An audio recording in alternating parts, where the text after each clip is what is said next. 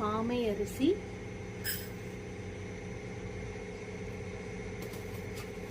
பாசிப்பருப்பு, தண்ணி ஊற்றி நல்லா கழுவணும். நெய், சீரகம் 1 ஸ்பூன், பச்சை மிளகாய், கருவேப்பிலை,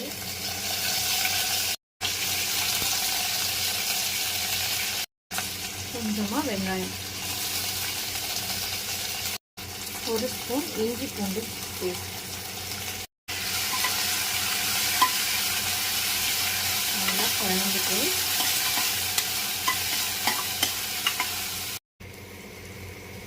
லைட்டாக வதங்கினதும் மஞ்சள் பொடி, கழுவி வச்ச சாமையும் பருப்பும்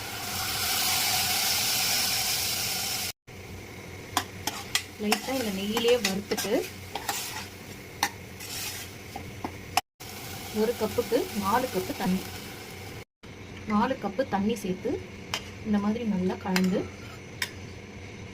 தேவையான அளவு உப்பு சேர்த்து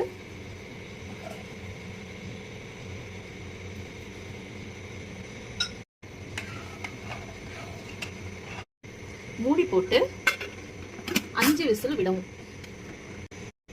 ஓபன் பண்ணி பார்க்கலாம். சூப்பரான கஞ்சி ரெடி.